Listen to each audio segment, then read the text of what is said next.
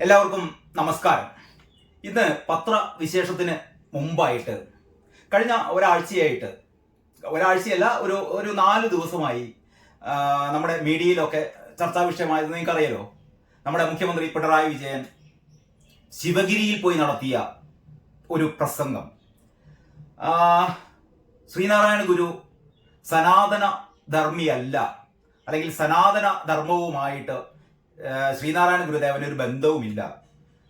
സനാതന ധർമ്മത്തെ ആകെ പൊളിച്ചെടുക്കുകയാണ് നമ്മുടെ ശ്രീനാരായണ ഗുരുദേവൻ ചെയ്തത് എന്ന തരത്തിലുള്ളൊരു പ്രസംഗമായിരുന്നു പിണറായി വിജയൻ നടത്തിയത്. പിണറായി വിജയന്റെ വായിൽ നിന്ന് ഇങ്ങനെ ഒരു ഗുരുനിന്ദ വരുന്നത് ഇതാദ്യമായിട്ടൊന്നുമില്ല. മുമ്പും ഇത്തരത്തിൽ പല രീതിയിലുള്ള, ഉദാഹരണമായിട്ട് നാരായണ ഗുരുവിനെ കാവി ഉടുപ്പിച്ചു തുടങ്ങിയ പ്രസ്താവനകൾ, ഒരു വിഭാഗക്കാരാണ് അവിടെ ശിവഗിരിയിൽ ഗുരുദേവനെ കാവി ഉടുപ്പിക്കുന്നത് തുടങ്ങിയ തരത്തിലുള്ള അധമ പ്രസ്താവനകൾ അല്ലെങ്കിൽ അസത്യ പ്രസ്താവനകൾ നമ്മുടെ പിണറായി വിജയന്റെ ഭാഗത്തു നിന്ന് വന്നിരുന്നു. അതിലേറ്റവും പൊറുക്കാൻ പറ്റാത്ത, ശ്രീനാരായണീയർക്ക് ഒരിക്കലും പൊറുക്കാൻ പറ്റാത്ത ഒരു പ്രസ്താവനയാണ്, അല്ലെങ്കിൽ ഒരു പ്രസ്താവന എന്നുള്ളതല്ല പറയേണ്ടത്. കാരണം ശിവഗിരി തീർത്ഥാടന മഹാസമ്മേളനം ഉദ്ഘാടനം ചെയ്തുകൊണ്ടാണ് പിണറായി വിജയൻ ഗുരുവിനെ അവഹേളിച്ചത്. ഗുരുവിനെ മാത്രമല്ല അവഹേളിച്ചത്, ശിവഗിരിയെയും ശ്രീനാരായണീയരെയും നമ്മുടെ ഭാരതത്തിന്റെ സനാതന ധർമ്മത്തിനെതിരായി നമുക്കറിയാലോ, ഈ ഉദയനിധി സ്റ്റാലിൻ സനാതന ധർമ്മത്തെ ഉന്മൂലനം ചെയ്യും എന്നൊരു പ്രസ്താവന കഴിഞ്ഞ വർഷമാണ് നടത്തിയത്. അത് ഏറെ വലിയ ഇത്തരത്തിലുള്ള വിവാദങ്ങൾക്ക് തിരികൊളുത്തിയിരുന്നു. അതിനെ ഏറ്റുപിടിച്ച് പിണറായി വിജയൻ, അല്ലെങ്കിൽ ഇത്തരത്തിലുള്ള പിണറായി വിജയനെ സംബന്ധിച്ചിടത്തോളം, അല്ലെങ്കിൽ പൊതുവെ സഖാക്കളെ സംബന്ധിച്ചിടത്തോളം, ഭാരതീയ പൈതൃകം, പാരമ്പര്യം, ഹൈന്ദവ ദർശനങ്ങൾ, ഇതൊക്കെ കേൾക്കുമ്പോൾ ഇവർക്ക് ഭയങ്കര ഒരു ക്രിമികടിയാണ്. എന്താണ് ഇതിന്റെ ഒരു കാരണം എന്ന് മനസ്സിലാകുന്നില്ല. നിങ്ങളൊന്ന് ആലോചിച്ച് നോക്കിയാട്ടെ. അതായത് ശിവഗിരിയിൽ ചെന്നിട്ട് ശ്രീനാരായണ ഗുരു സനാതന ധർമ്മിയല്ല, അല്ലെങ്കിൽ സനാതന ധർമ്മവുമായിട്ട് ശ്രീനാരായണ ഗുരുവിന് ഒരു ബന്ധവുമില്ല, സനാതന ധർമ്മം എന്ന് പറഞ്ഞാൽ ചാതുർവർണ്ണ്യമാണ് എന്നൊക്കെയാണ് പറയുക എന്ന് പറഞ്ഞാൽ ഒന്ന് ആലോചിച്ച് നോക്കിയാട്ടെ. ഞാൻ പറഞ്ഞുകൊണ്ട് വരുന്നത് അതല്ല. അതിപ്പം ഇന്ന് ഒരു 4 ദിവസം കഴിഞ്ഞു പിണറായി വിജയന്റെ ഇത്തരത്തിലുള്ള ഒരു പ്രസ്താവന വന്നു കഴിഞ്ഞിട്ട്. ഞാൻ ഈ വീഡിയോ ചെയ്യാൻ കാരണം, എന്റെ ഏറ്റവും അടുത്ത സുഹൃത്തും, അല്ലെങ്കിൽ കേരള കൗമുദിയുടെ വളരെ കാലം നമ്മൾ ഒരുമിച്ച് കോട്ടയത്ത്, ഇടുക്കിയിലൊക്കെ വർക്ക് ചെയ്ത PS സോമനാഥൻ, നമ്മൾ സാധാരണ സോമനാഥൻ കുമിളി എന്നാണ് പറയപ്പെടുന്നത്. പക്ഷേ PS സോമനാഥൻ എന്ന ബൈലൈനിൽ എഴുതുന്ന സോമനാഥൻ, കേരള കൗമുദിയുടെ കേരള കൗമുദിയുടെ ഏറ്റവും മികച്ച റിപ്പോർട്ടർമാരിൽ ഒരാളായ PS സോമനാഥൻ ഒരു സോഷ്യൽ മീഡിയയിൽ ഒരു പോസ്റ്റ് ഇട്ടിരുന്നു. അതിനെക്കുറിച്ച് ഞാൻ നേരത്തെ ഒരു വീഡിയോ ചെയ്തിരുന്നു, അതിലെ കണ്ടന്റ് മാത്രം വെച്ചിട്ട്. അതിനെക്കുറിച്ച് ഞാൻ പറയാൻ കാരണം, നമ്മുടെ ഈ സമൂഹത്തില്, അല്ലെങ്കിൽ ഈ പിണറായി വിജയന്റെ ഇത്തരത്തിലുള്ള അധമ പ്രസ്താവന വന്നു കഴിഞ്ഞിട്ട്, പ്രത്യേകിച്ച് സച്ചിദാനന്ദ സ്വാമിയുടെ ഭാഗത്ത് നിന്ന് ചെറിയ രീതിയിലുള്ള ഒരു പ്രതികരണം നമ്മൾ കണ്ടു. അതായത് ശ്രീനാരായണ ഗുരുദേവൻ സനാതന ധർമ്മത്തിനെതിരായിട്ടല്ല നിലകൊണ്ടത് എന്നുള്ള രീതിയിലുള്ള ഒരു ചെറിയ പ്രശ്നം. അത് തന്നെ സച്ചിദാനന്ദ സ്വാമി വളരെ പേടിച്ച് ഈ പിണറായി വിജയനെ ശിവഗിരിയിലെ സ്വാമിമാർക്കും പേടിയാണോ? എനിക്ക് മനസ്സിലാകുന്നില്ല. സച്ചിദാനന്ദ സ്വാമി പോലും, അല്ലെങ്കിൽ ഇന്ന് ശ്രീനാരായണ ഗുരുദേവനെ കുറിച്ച് ഏറ്റവും ആധികാരികമായി പറയാൻ യോഗ്യനായ സച്ചിദാനന്ദ സ്വാമി പോലും, അത് കഴിഞ്ഞിട്ട് 2 ദിവസം മുമ്പുള്ള കേരള കൗമുദിയിൽ സച്ചിദാനന്ദ സ്വാമി ഒരു ലേഖനം എഴുതിയിരുന്നു. ആ ലേഖനത്തിന്റെ ഒരു ആദ്യ ഭാഗം പിണറായി വിജയൻ നടത്തിയ പ്രസ്താവനയെ അധിക്ഷേപിക്കാൻ, അല്ലെങ്കിൽ തള്ളി പറയാൻ സച്ചിദാനന്ദ സ്വാമിക്ക് ഭയങ്കര ഒരു വിഷമം. എന്നിട്ട് ആദ്യത്തെ ഒരു 2-3 പാരഗ്രാഫിൽ പിണറായി വിജയനെ വെള്ളപൂശുകയാണ്. പിണറായി വിജയൻ പറഞ്ഞതൊക്കെ ശരി തന്നെ എന്ന് പറഞ്ഞിട്ട് പിന്നീടാണ് കാര്യത്തിലേക്ക് സച്ചിദാനന്ദ സ്വാമി കടക്കുന്നത്. അപ്പോൾ ശിവഗിരിയിലെ ഉന്നതരായ സ്വാമിമാർ പോലും വായടച്ചിരിക്കുമ്പോൾ PS സോമനാഥൻ എന്ന് പറയുന്ന കേരളത്തിലെ പ്രശസ്തനായ ഒരു പത്രപ്രവർത്തകൻ, ഒരു മാധ്യമ പ്രവർത്തകൻ, വളരെ ധീരമായി സോഷ്യൽ മീഡിയയിൽ പോസ്റ്റ് ചെയ്തിരിക്കുകയാണ്, ഈ മുഖ്യമന്ത്രി ഉൾപ്പെടെയുള്ള രാഷ്ട്രീയ നേതാക്കന്മാർക്ക് എന്താണ് ശിവഗിരിയിൽ കാര്യം. ഞാൻ ഈ വീഡിയോ ചെയ്യാനുള്ള ഏറ്റവും പ്രധാനപ്പെട്ട കാര്യം അതാണ് സുഹൃത്തുക്കളെ. കാരണം ശിവഗിരിയിൽ ഈ ഓരോ വർഷവും നടക്കുന്ന ഈ തീർത്ഥാടന പദയാത്ര, ഈ ശിവഗിരി തീർത്ഥാടനം, ശിവഗിരി തീർത്ഥാടനത്തിൽ ഈ രാഷ്ട്രീയ നേതാക്കന്മാർക്ക് എന്ത് പങ്കാണുള്ളത്? കഴിഞ്ഞ കുറെ വർഷങ്ങളായിട്ട് നമുക്ക് കാണുന്നതാണ്.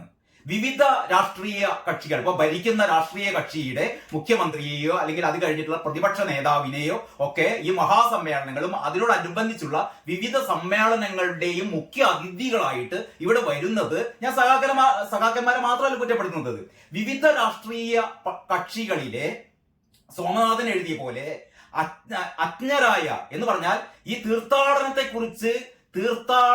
കുറിച്ച് ഒന്നും പറയാൻ അർഹതയില്ലാത്ത, തീർത്ഥാടനത്തെ കുറിച്ച് അറിവില്ലാത്ത മൂഢന്മാരായ വെളിവുകെട്ട രാഷ്ട്രീയ നേതാക്കന്മാര് ശിവഗിരിയിൽ വന്നിട്ട് ഇവര് അവിടെ വെച്ചിട്ട് പഠിപ്പിക്കുന്നു. സോമനാഥൻ എഴുതിയ ഏറ്റവും പ്രധാനപ്പെട്ട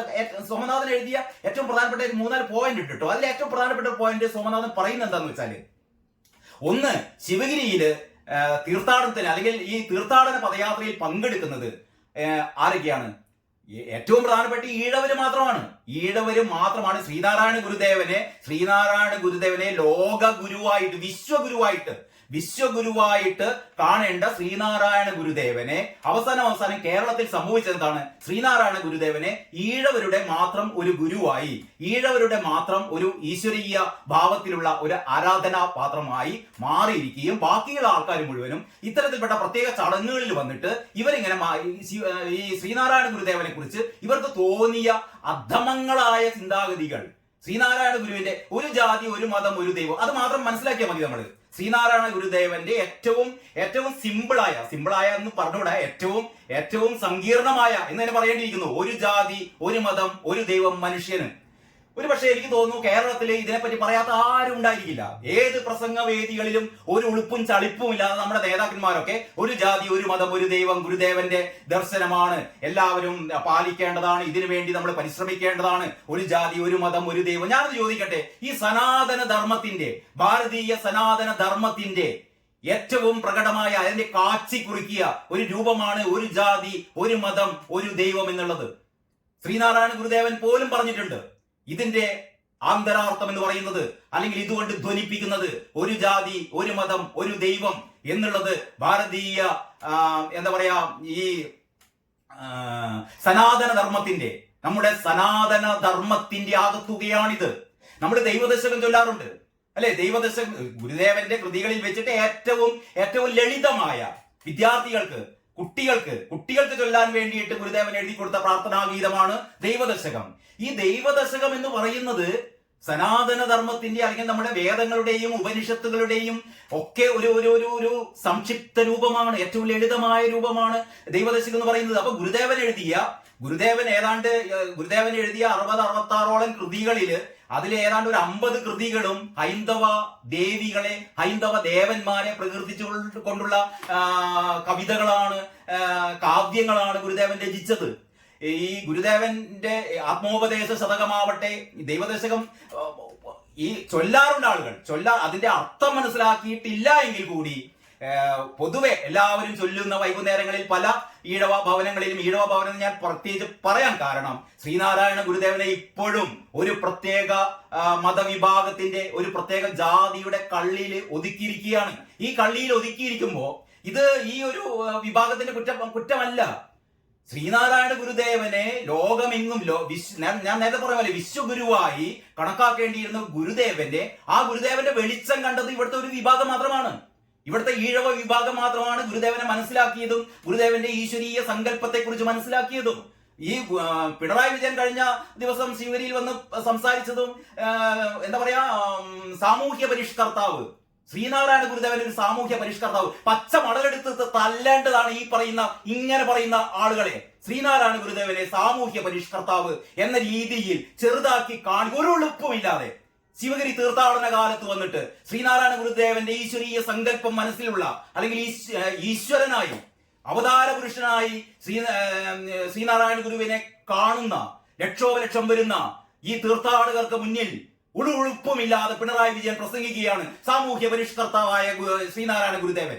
അപ്പൊ ശ്രീനാരായണ ഗുരുദേവനെ സാമൂഹ്യ പരിഷ്കർത്താവ് എന്ന രീതിയിൽ ഏറ്റവും അവഹേളിക്കുന്ന പ്രസ്താവന അത് സ്ഥിരം നടത്തുന്നതാണ്. എല്ലാ വർഷവും എല്ലാ രാഷ്ട്രീയ നേതാക്കളും ശ്രീനാരായണ ഗുരുദേവൻ അങ്ങനെയാണ്. കാരണം ഇവർ പറയാണ് ഇത് സാമൂഹ്യ പരിഷ്കർത്താവാണ്. ശ്രീനാരായണ ഗുരുദേവനെ സാമൂഹ്യ പരിഷ്കർത്താവാണ് എന്ന് പറയുന്ന ആൾക്കാരെ എന്താ ചെയ്യേണ്ടത്? ശ്രീനാരായണ ഗുരുദേവനെ ദൈവമായിട്ട് അവതാര പുരുഷനായിട്ടാണ് ശ്രീനാരായണീയ ഭക്തർ കരുതുന്നത്. അങ്ങനെയുള്ള അല്ലെങ്കിൽ ശ്രീനാരായണ ഗുരുദേവന്റെ എല്ലാ സൂക്തങ്ങളും എല്ലാ ദർശനങ്ങളും മനഃപ്പാടമാക്കിയ അത് ജീവിതത്തിൽ ഉൾക്കൊള്ളുന്ന ഈ തീർത്ഥാടകരുടെ മുന്നിൽ ഇരുന്നിട്ടാണ് പിണറായി വിജയൻ പറയുന്നത് സാമൂഹ്യ പരിഷ്കർത്താവാണ് എന്ന് പറയുന്ന ഒരു വ്യാഖ്യാനം. അത് കഴിഞ്ഞിട്ട് സനാതന ധർമ്മത്തെ ഗുരു തള്ളിപ്പറഞ്ഞു തുടങ്ങി കാര്യങ്ങളൊക്കെ ആരോടാ പറയുന്നത്? ഈ പറയാൻ പിണറായി വിജയൻ എന്താ അർഹതയാണുള്ളത്? അതാണ് സോമനാഥൻ ചോദിക്കുന്നത്. അതായത് ഈ ഹൈന്ദവ വിഭാഗത്തിലെ തന്നെ ഒരു ന്യൂനപക്ഷം മാത്രം അല്ലെങ്കിൽ ഈഴവ വിഭാഗത്തിലെ മുഴുവൻ ആൾക്കാരൊന്നുമില്ല. അതായത് ശ്രീനാരായണ ഗുരുദേവനെ അറിയുന്ന, ശ്രീനാരായണ ഗുരുദേവനെ ഉൾക്കൊള്ളുന്ന ഒരു ചെറിയ വിഭാഗം മാത്രമാണ് ഓരോ വർഷവും ശിവഗിരി തീർത്ഥാടന പദയാത്ര നടത്തുന്നത്. ഇവര് മുഴുവനും കറകളഞ്ഞ കറകളഞ്ഞ ശ്രീനാരായണീയ ഭക്തരാണ്. ഇവർ മുഴുവനും ശ്രീനാരായണ ഗുരുദേവനെ ദൈവമായി ആരാധിക്കുന്നവരാണ്. ശ്രീനാരായണ ഗുരുദേവന്റെ സനാതന സങ്കല്പത്തെ, സനാതനമായ ഉൾക്കാഴ്ചയെ, സനാതന ധർമ്മത്തിന്റെ എല്ലാ തരത്തിലുള്ള അതിലെ പാകപ്പിഴകളെ ഗുരു തള്ളിപ്പറഞ്ഞിട്ടുണ്ട്. അതിനെ ശുദ്ധീകരിക്കാൻ വേണ്ടി ശ്രമം നടത്തിയിട്ടുണ്ട് എന്ന് വിചാരിച്ചിട്ട് സനാതന ധർമ്മത്തെ പൊളിച്ചെഴുത്തുകയല്ല ഗുരു ചെയ്തത്. അപ്പോൾ അങ്ങനെയുള്ള ഗുരുദേവന്റെ ദർശനങ്ങളെ മുഴുവൻ വളച്ചൊടിക്കുന്ന പിണറായി വിജയൻ ഒരിക്കലും ഇത്തരത്തിൽപ്പെട്ട ആളുകളുടെ മുന്നിൽ വെച്ചിട്ട്, ഇത്തരത്തിലുള്ള ശ്രീനാരായണ ഭക്തന്മാരുടെ മുന്നിൽ വെച്ചിട്ട് ഒരിക്കലും പിണറായി വിജയൻ മാത്രമല്ല ഒരാളും ഒരു നേതാവും ഇത് ചെയ്യാൻ പാടില്ല. അപ്പം നമ്മുടെ സോമനാഥൻ ചോദിക്കുന്ന പ്രധാനപ്പെട്ട ചോദ്യമുണ്ട്. അതായത് എന്തിനു വേണ്ടിയിട്ടാണ് ഈ സ്വാമിമാരുണ്ടല്ലോ, ശിവഗിരിയിലെ സ്വാമിമാർ, സച്ചിദാനന്ദ മുതൽ ഇങ്ങപ്പുറത്തേക്ക് വരുന്ന ഒരുപാട് സ്വാമിമാർ, ശിവാനന്ദ സ്വാമി, സച്ചിദാനന്ദ സ്വാമി, ഞാൻ ഓരോരോ സ്വാമിമാരുടെ പേരെടുത്ത് പറയുന്നില്ല. ഏറ്റവും സീനിയറായി നമ്മളൊക്കെ ആരാധിക്കുന്ന വിവിധ സ്വാമിമാർ, ഈ സ്വാമിമാരൊക്കെ എന്തിനു വേണ്ടിയിട്ടാണ് ശിവഗിരി തീർത്ഥാടനത്തിന് ഈ പറയുന്ന മുഖ്യമന്ത്രിയെയും ഇത്തരത്തിൽപ്പെട്ട തീർത്ഥാടനത്തെ കുറിച്ചോ ഗുരുദേവനെ കുറിച്ചോ ഒരു ബോധവും വിവരവും ഇല്ലാത്ത ഇവരെ എന്തിനു വേണ്ടിയിട്ടാണ് ക്ഷണിക്കുന്നത്? ശ്രീനാരായണ ഗുരുദേവൻ ജീവിച്ചിരിക്കുന്ന കാലത്ത് തന്റെ ഓരോ വർഷത്തെയും ഈ ശിവഗിരി തീർത്ഥാടനത്തിന് ഇവിടുത്തെ മുഖ്യമന്ത്രിമാരെയും ഇവിടുത്തെ രാഷ്ട്രീയ നേതാക്കളെയും വിളിച്ചു വരുത്തി ഇവരെ മുഖ്യ അതിഥികളാക്കണമെന്ന് ശ്രീനാരായണ ഗുരുദേവൻ പറഞ്ഞിരുന്നു. നിങ്ങൾ ഓർക്കണം, ആദ്യമായി ഈ ഇത്തരമൊരു തീർത്ഥാടനത്തിന് വേണ്ടിയിട്ട് നാഗമ്പടത്തെ ശിവക്ഷേത്രത്തിൽ, ഇപ്പോഴും ആ മാവുണ്ട് കേട്ടോ, നാഗമ്പടത്ത് ഗുരുദേവൻ വിശ്രമിച്ചിരുന്ന ആ മാവിൻ ചോട്ടിൽ ഗുരുദേവൻ വിശ്രമിക്കുന്ന സമയത്ത് ഞാനൊരു 4-5 വർഷം കോട്ടയം കേരളമുദിയിൽ ജോലി ചെയ്തിരുന്നു. അപ്പൊ ആ കാലത്ത് നമ്മൾ പലപ്പോഴും നാഗമ്പടം ശിവക്ഷേത്രത്തിൽ പോകാറുണ്ട്. ഗുരുദേവൻ ഇരുന്ന് വിശ്രമിച്ച ആ മാവിൻ തണലിൽ നമ്മൾ ജയകുമാർ, അവിടുത്തെ ഫോട്ടോഗ്രാഫറായിരുന്ന ശ്രീകുമാർ ആലപ്ര, അങ്ങനെ അവിടുത്തെ ചീഫ് റിപ്പോർട്ടർ അല്ലെങ്കിൽ സ്പെഷ്യൽ കറസ്പോണ്ടന്റ് ആയിരുന്ന വി ജയകുമാർ, ചീഫ് ഫോട്ടോഗ്രാഫർ ആയിരുന്ന ആയ ശ്രീകുമാർ ആലപ്ര, അങ്ങനെ നമ്മൾ വിവിധ അല്ലെങ്കിൽ കേരളകൗമുദിയുടെ നമ്മുടെ സഹപ്രവർത്തകരൊക്കെ പലപ്പോഴും ഒത്തുകൂടാറുള്ള ഒരു സ്ഥലമാണ് ഈ പറയുന്ന നാഗമ്പടത്തെ ഈ തേന്മാവ് എന്ന് പറയുന്നത്. അതിന്റെ ചോട്ടിൽ ഇരുന്നിട്ടാണ് ഗുരുദേവൻ ഈ പദയാത്രക്ക് അനുമതി കൊടുക്കുന്നത്. വർഷങ്ങൾക്കപ്പുറത്ത്, 93 വർഷങ്ങൾക്കപ്പുറത്ത് ഗുരുദേവൻ അനുമതി കൊടുക്കുകയാണ് പദയാത്രക്ക്. അതായത് അത് ചരിത്രം രേഖപ്പെടുത്തുന്നത് കിട്ടൻ റൈറ്ററും പിന്നീട് വല്ലഭശ്ശേരി ഗോവിന്ദൻ വൈദ്യരും ഇതൊക്കെ എന്താ പറയാ, നമ്മുടെ പിണറായി വിജയന് പ്രസംഗം എഴുതി കൊടുക്കുന്ന വിവരം കെട്ട ആൾക്കാരും, അങ്ങനെ തന്നെ പറയട്ടെ, പിണറായി വിജയന് പ്രസംഗം എഴുതി കൊടുക്കുന്ന ഡോക്ടർ കെ എസ് രാധാകൃഷ്ണന്റെ ഒരു ഫേസ്ബുക്ക് പോസ്റ്റ് ഉണ്ട് കേട്ടോ. അതിൽ പറയുന്ന മുഖ്യമന്ത്രിയെ കുറ്റപ്പെടുത്തേണ്ട, അയാൾക്ക് ഇതിനെപ്പറ്റിയൊന്നും അറിയില്ല. പക്ഷെ ഈ മനുഷ്യന് പ്രസംഗം എഴുതി കൊടുക്കുന്ന കുറെ ആൾക്കാരുണ്ടല്ലോ, ഇവര് തന്നെയെങ്കിലും അത്യാവശ്യം ഗുരുദേവന്റെ പുസ്തകങ്ങൾ വായിക്കണം, ഗുരുദേവന്റെ ദർശനങ്ങൾ അറിയണം. ഞാൻ പറഞ്ഞുകൊണ്ട് വരുന്നത്, കോട്ടയം നാഗമ്പടം ശിവക്ഷേത്രത്തിലെ ആ മാവിൻ ചോട്ടിൽ ഇരുന്ന് വിശ്രമിക്കുകയായിരുന്നു ഗുരുദേവന്റെ അടുത്തേക്ക് വല്ലഭശ്ശേരി ഗോവിന്ദൻ വൈദ്യരും കിട്ടൻ റൈറ്ററും എത്തുകയാണ്. എന്നിട്ട് ഗുരുദേവനോട് പറയുന്നു, ഞങ്ങൾക്ക് ഒരു തീർത്ഥാടനം ശിവഗിരിയിലേക്ക് വർഷം തോറും ഒരു തീർത്ഥാടനം നടത്താൻ വേണ്ടിയിട്ട് ഞങ്ങൾ ആഗ്രഹിക്കുന്നു, സ്വാമി അതിന് അനുവാദം തരണം എന്ന് പറഞ്ഞപ്പോൾ ശ്രീനാരായണ ഗുരുദേവന് ഏതായാലും വളരെ സന്തോഷമായി. ശ്രീനാരായണ ഗുരുദേവൻ എതിർത്തൊന്നും പറഞ്ഞില്ല. അപ്പോൾ ശ്രീനാരായണ ഗുരുദേവൻ ഇവരോട് പറയുന്നുണ്ട്, ഇങ്ങനെ ഒരു തീർത്ഥാടനം നല്ലത് തന്നെ, അവിടെ ശാരദാദേവിയെയും വന്ദിക്കാമല്ലോ എന്നൊക്കെ പറഞ്ഞിട്ട് ഗുരുദേവൻ പറയുന്നു. അങ്ങനെ ഒരു തീർത്ഥാടനം നടത്തുമ്പോൾ ആ തീർത്ഥാടനത്തിന്റെ രീതികൾ എന്തൊക്കെയാണെന്ന് ഗുരുദേവൻ പറഞ്ഞു കൊടുക്കുന്നുണ്ട്. അതായത് പഞ്ചശീലങ്ങൾ ഒരു 10 10 ദിവസം ഈ പഞ്ചശീലങ്ങൾ അനുഷ്ഠിച്ചുകൊണ്ടുള്ള ഒരു വ്രതം വേണം. ഒരു 10 ദിവസത്തെ വ്രതത്തിന്റെ അന്ത്യത്തിലായിരിക്കണം ഈ ഒരു തീർത്ഥയാത്ര നടത്തേണ്ടത്. അതായത് എങ്ങനെ ഈ തീർത്ഥയാത്ര നടത്തണം. കാരണം ഇതിലൊക്കെ ഗുരു ഉദ്ദേശിക്കുന്ന കുറെ അർത്ഥതലങ്ങളുണ്ട്. അതായത് പഞ്ചശീലങ്ങൾ എന്ന് പറഞ്ഞാൽ ഒന്ന് എന്താ പറയാ, ആഹാര ശുദ്ധി, വാക്കിന്റെ ശുദ്ധി, ശരീരത്തിന്റെ ശുദ്ധി, മനസ്സിന്റെ ശുദ്ധി, പ്രവൃത്തിയുടെ ശുദ്ധി, അങ്ങനെ കർമ്മത്തിന്റെയും വാക്കിന്റെയും ഭക്ഷണത്തിന്റെയും മനസ്സിന്റെയും പ്രവർത്തനത്തിന്റെയും ഒക്കെ ശുദ്ധി, അങ്ങനെ പഞ്ചശുദ്ധി പാലിച്ചുകൊണ്ട് 10 ദിവസത്തെ വ്രതം നടത്തിയ ശേഷമാണ് ഈ തീർത്ഥാടനത്തിന് പോകേണ്ടത്. ഈ തീർത്ഥാടനം എന്ന് പറയുന്നത് അറിവിന്റെ തീർത്ഥാടനം എന്നാണ് ഗുരു പറയുന്നത്. വെറുതെ നിങ്ങൾ ശിവഗിരിയിൽ പോയി അവിടെ ഒരു 4 ദിവസം ചെലവഴിച്ച് അല്ലെങ്കിൽ 2 ദിവസം ചെലവഴിച്ച് മടങ്ങി വരിക എന്നുള്ളതല്ല. തീർത്ഥാടനത്തിന് ഗുരു പരമമായ ഒരു ലക്ഷ്യം കണ്ടിരുന്നു. ആ ലക്ഷ്യത്തിന് വേണ്ടി ഗുരു പറയുന്നു ഒരു 8 തരത്തിലുള്ള ലക്ഷ്യങ്ങളാണ് ഗുരു പറയുന്നത്. വല്ലഭശ്ശേരി ഗോവിന്ദൻ വൈദ്യരോടും കിട്ടൻ റൈറ്ററോടും ഗുരു ഈ കാര്യങ്ങളൊക്കെ പറഞ്ഞു കഴിഞ്ഞിട്ട് എങ്ങനെ തീർത്ഥയാത്ര നടത്തണം, എന്തായിരിക്കണം അതിന്റെ രീതികൾ എന്നൊക്കെ പറഞ്ഞു കഴിഞ്ഞിട്ട് ആ രീതികൾക്ക് പോലും പറയുന്നു മഞ്ഞവസ്ത്രം എടുത്തുകൊണ്ട് വേണം പോകാൻ. എങ്ങനെയുള്ള മഞ്ഞ വസ്ത്രം ധരിക്കണം? ഈ മഞ്ഞ പട്ട് ധരിക്കരുത്. നമ്മൾ എന്തുകൊണ്ട് മഞ്ഞ എന്ന് പറയുന്നു? വെളുത്ത വസ്ത്രം എന്ന് പറയുന്നത് ഗൃഹസ്ഥാശ്രമികൾക്കുള്ളതാണ്. ഗുരു പറയുന്നതാണ് വെളുത്ത വസ്ത്രം ഗൃഹസ്ഥാശ്രമികൾക്കുള്ളതാണ്. കറുപ്പ് വസ്ത്രമാണ് സാധാരണ ഈ മലയിലേക്ക് അയ്യപ്പന്മാര് ശബരിമലയ്ക്ക് പോകുന്ന അയ്യപ്പന്മാരുടെ വസ്ത്രമാണ് കറുപ്പ്. കാവി വസ്ത്രം എന്ന് പറയുന്നത് സന്യാസിമാരുടെ വസ്ത്രമാണ്. കാവി എന്ന് പറയുമ്പോൾ പിണറായി വിജയന്റെ ഓർമ്മ വരുന്നത് ഇവിടുത്തെ RSSകാരെയും BJPക്കാരെയും ഒക്കെയാണ്. അല്ല വിജയ, അതല്ല. ഗുരു പറഞ്ഞിട്ടുണ്ട് കാവി വസ്ത്രം എന്ന് പറയുന്നത് സന്യാസിമാരുടെ വസ്ത്രമാണ്. അപ്പോൾ ഈ ശിവഗിരി തീർത്ഥാടകർ മഞ്ഞ വസ്ത്രം ധരിക്കട്ടെ. മഞ്ഞ വസ്ത്രം എന്ന് പറയുന്നത് ശ്രീകൃഷ്ണന്റെ ഉടയാടയുടെ നിറമാണല്ലോ മഞ്ഞ. ബുദ്ധന്റെ ഉടയാടയുടെ നിറമാണല്ലോ മഞ്ഞ. ഇത് ഞാൻ പറയുന്നതല്ല, ഗുരുദേവൻ പറഞ്ഞതാണ്. ഗുരുദേവൻ പറഞ്ഞതായി രേഖപ്പെടുത്തി വെച്ചതാണ്. ശ്രീനാരായണ ഗുരുദേവൻ പറഞ്ഞതാണിത്. ഇത് കുരുപൊട്ടണ്ട സഖാക്കൾക്കൊന്നും. ശ്രീനാരായണ ഗുരുദേവൻ ശ്രീകൃഷ്ണന്റെ പേര് പറഞ്ഞതോട് കൂടിയിട്ട് ഈ തീർന്നുപോയി, അല്ലെങ്കിൽ ഇതൊക്കെ തള്ളിപ്പറയാണെന്നാണല്ലോ ഇവർ പറയുക. അല്ലെങ്കിൽ ഇത്തരത്തിലുള്ള ഹൈന്ദവ ദേവതകളെ മുഴുവനും, അതായത് ഏറ്റവും കൂടുതൽ ഏതാണ്ട് ഒരു 50ഓളം ഹൈന്ദവ ദേവീ ദേവന്മാരെ കുറിച്ച് 50ഓളം കൃതികൾ രചിച്ച ഗുരുദേവനെ കുറിച്ചാണ് പറയുന്നത്. ഇത് ഹിന്ദു സന്യാസിയൊന്നും അല്ല. ഇത് നിങ്ങളുടെ ഒരു ഈശ്വരീഭാവമില്ല.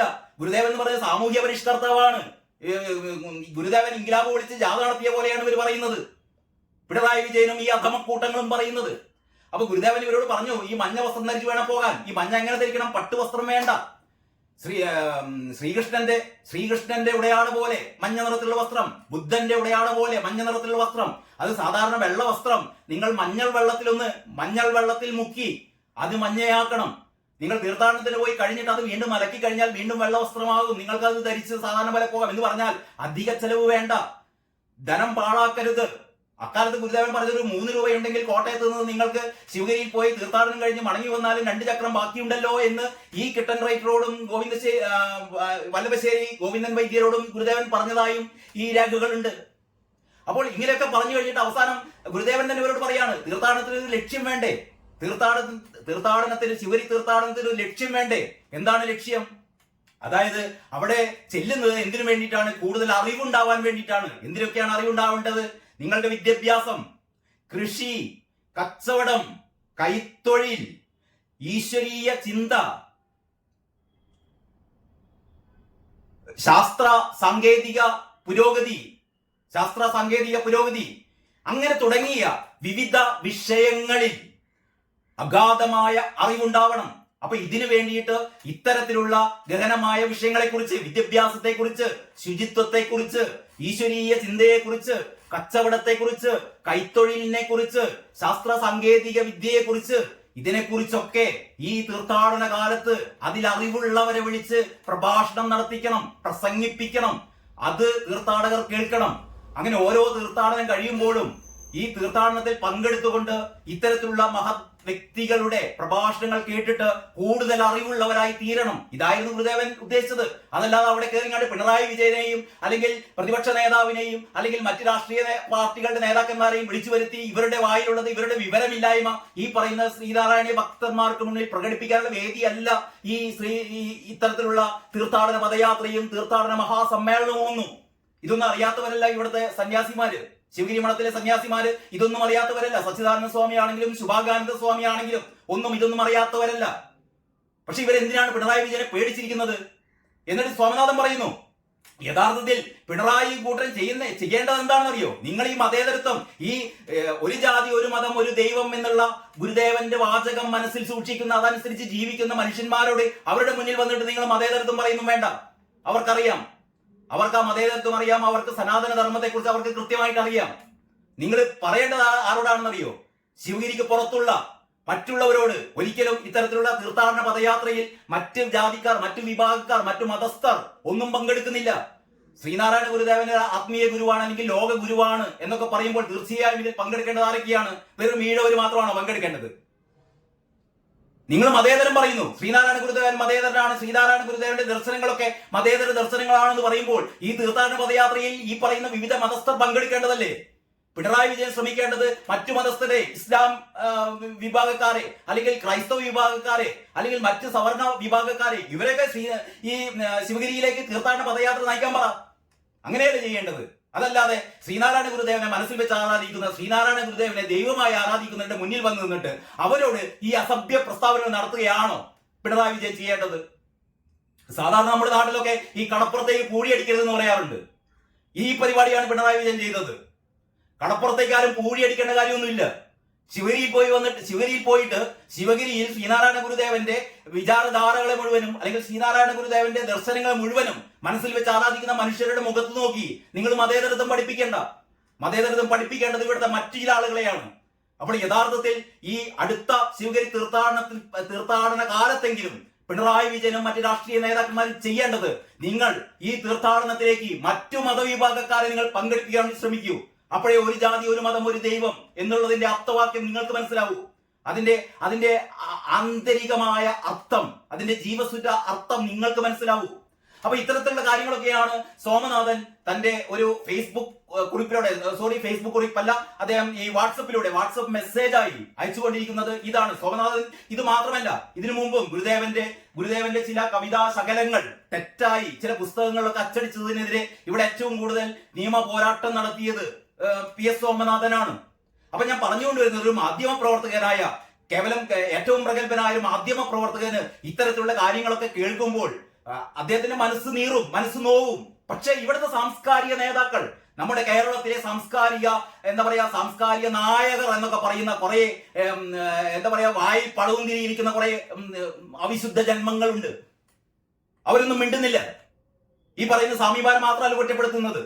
അപ്പൊ ഇങ്ങനെ എല്ലാവർക്കും എന്തിനാണ് നമ്മൾ പിണറായി വിജയനെ പേടിക്കുന്നത്?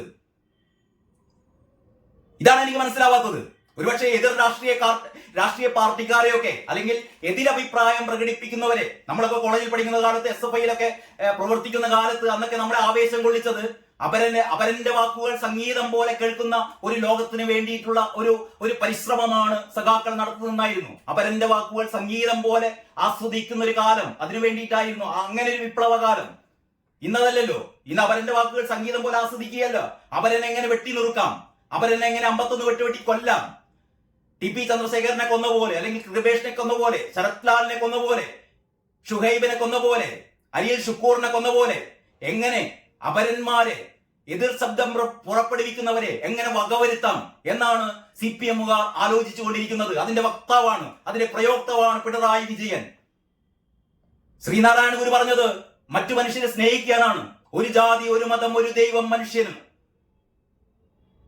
എല്ലാ മനുഷ്യരെയും സ്നേഹിക്കുന്ന സ്നേഹത്തിന്റെ അനന്തമായ പ്രവാഹം, അതാണ് സനാതന ധർമ്മം എന്ന് പറയുന്നത്. അല്ലാതെ പിണറായി വിജയൻ പറയുന്ന പോലെ സനാതന ധർമ്മം എന്ന് പറയുന്നത് ഈ ജാതി ചിന്തകളോ അല്ലെങ്കിൽ ചാതുർവർണ്ണ്യ ചിന്തകളൊന്നുമല്ല. അതൊക്കെ കാലാന്തരത്തിൽ വന്നു ഭവിച്ച ചില അപജയങ്ങളാണ്. അതിനെയൊക്കെ മാറ്റി നിർത്തണമെന്നാണ് ഗുരുദേവൻ പറഞ്ഞത്. അതിനു പകരം സനാതന ധർമ്മം മുഴുവൻ കെട്ടതാണ്. വേറൊരു പാർട്ടി സെക്രട്ടറി ഗോവിന്ദ മാഷ് അതിനേക്കാൾ കടത്തി പറഞ്ഞു. അശ്ലീലമാണ് എന്നാണ് പറഞ്ഞത് സനാതന ധർമ്മം. അയാളെ പറ്റി പിന്നെ കൂടുതൽ പറയുന്നില്ല. ഇത്തരത്തിലുള്ള ശുദ്ധ സംബന്ധങ്ങൾ, വായ തുറന്നാൽ ശുദ്ധ സംബന്ധങ്ങൾ മാത്രം പറയുന്ന, അല്ലെങ്കിൽ വടിച്ച ചിരി മാത്രം ചിരിക്കാൻ അറിയുന്ന ആ കെട്ട മനുഷ്യനെ കുറിച്ച് പറയുന്നില്ല. ഞാൻ ഇത്രയും ആവേശത്തോടെ പറയാൻ കാരണം, അല്ലെങ്കിൽ വികാരത്തോടെ പറയാൻ കാരണം, ഗുരുദേവനെ കുറിച്ച്, ലോകഗുരുവായ വിശ്വഗുരുവായ ആ ഗുരുദേവനെ കുറിച്ച്, ഗുരുദേവന്റെ ദർശനങ്ങളെ കുറിച്ച് നിങ്ങൾ പഠിക്കില്ലെങ്കിൽ പഠിക്കേണ്ട. പക്ഷേ നിങ്ങൾ അതിനെ വളച്ചൊടിക്കരുത്, അതിനെ തകർക്കരുത്. ഉദയനിധി സ്റ്റാലിൻ സനാതന ധർമ്മത്തെ ഉന്മൂലനം ചെയ്യുമെന്ന് പറഞ്ഞ പോലെ പിണറായി വിജയൻ ശ്രീനാരായണ ദർശനങ്ങളെ ഉന്മൂലനം ചെയ്യുമെന്നാണ് പറഞ്ഞുകൊണ്ടിരിക്കുന്നത്. അതാണ് അതിന്റെ അർത്ഥം. ഞങ്ങൾ ശ്രീനാരായണ ദർശനങ്ങളെ ഉന്മൂലനം ചെയ്യും. ശ്രീനാരായണ ദർശനങ്ങളെ ഞങ്ങൾ ഒരു സാമൂഹ്യ പരിഷ്കർത്താവിന്റെ പരിശ്രമമായിട്ട് മാത്രം കണക്കാക്കും എന്നൊക്കെ പറയുന്ന ശ്രീനാരായണ ഗുരുവിനെ കമ്മ്യൂണിസ്റ്റ് ആക്കാനുള്ള, ശ്രീനാരായണ ഗുരുവിന്റെ കയ്യിൽ ചെങ്കൊടി പിടിപ്പിക്കാനുള്ള, അല്ലെങ്കിൽ ശ്രീനാരായണ ഗുരുവിനെ ചുവന്ന വസ്ത്രം ധരിപ്പിക്കാനുള്ള നിങ്ങളുടെ പ്ലാനുകൾ നടക്കില്ല. കാരണം ഇവിടെ ശ്രീനാരായണീയർ, ശ്രീനാരായണ ഗുരുവിനെ അറിയുന്ന, ശ്രീനാരായണ ഗുരുവിന്റെ ദർശനങ്ങൾ അറിയുന്ന, ശ്രീനാരായണ ഗുരുവിന്റെ ജീവിതം അറിയുന്ന, ശ്രീനാരായണ ഗുരുവിനെ ഈശ്വരനെ പോലെ മനസ്സിൽ വെച്ച് ആരാധിക്കുന്ന ലക്ഷോപലക്ഷം ശ്രീനാരായണീയരുണ്ട്. പി എസ് സോമനാഥനെ പോലുള്ള ഈ ദർശനങ്ങളെ കാത്തു സൂക്ഷിക്കുന്ന മാധ്യമ പ്രവർത്തകരുണ്ട്, ശ്രീനാരായണീയ ഭക്തരുണ്ട്. അപ്പോൾ അവസാനം ഈ ഒരൊറ്റ വാചകം പറയാനുള്ളൂ: കടപ്പുറത്ത് പൂഴിയടിക്കാൻ പിണറായി വിജയൻ നിൽക്കേണ്ട. അത്ര മാത്രമേ തൽക്കാലം പറയുന്നുള്ളൂ. ബാക്കി അടുത്ത വീഡിയോയിൽ. എല്ലാവർക്കും നന്ദി, നമസ്കാരം.